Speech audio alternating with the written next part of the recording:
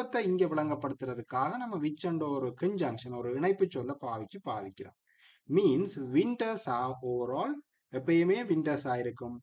Mild and குறைவாக இருக்கும்.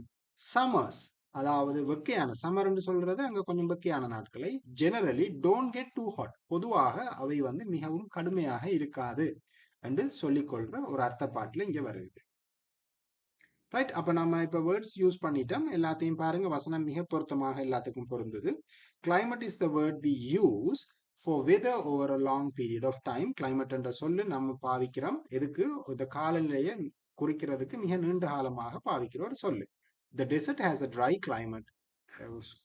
Dessert என்று சொல்லுவது பாலைவனம் ஒரு ட்ரை கிளைமேட்டை கொண்டிருக்கும், ஒரு வறட்சியான காலநிலையை கொண்டிருக்குது. Because there is very little rain, மிக குறைஞ்ச அளவு மழை வீழ்ச்சியே அங்கே இருக்குது. The UK has, UK united கிங்டத்துல வந்து என்ன மாதிரியான